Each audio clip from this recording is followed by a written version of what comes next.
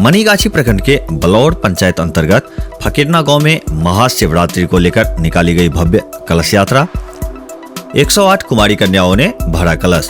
नमस्कार, आप देख रहे हैं मिथिला 24/7 और मैं हरिशंकर झा उपस्थित हूँ। मनीगाछी प्रखंड के बलौर पंचायत अंतर्गत फकीरना गांव में महाशिवरात्रि को लेकर निकाली गई भव्य कलश यात्रा।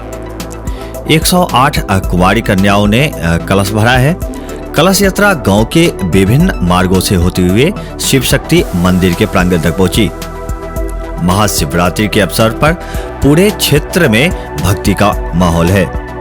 ग्रामीण संतोष मंडल, विनोद मंडल, रामविलास चौपाल, गणेश मंडल, नारायण मंडल, उपेंद्र मंडल, कामेश्वर मंडल ने बताया कि शिवरात्रि के अवसर पर भगवान शिव का रुद्राभिषेक किया जाएगा। साथ ही शिव पार्वती विवाह की भव्य झांकी भी निकाली जाएगी।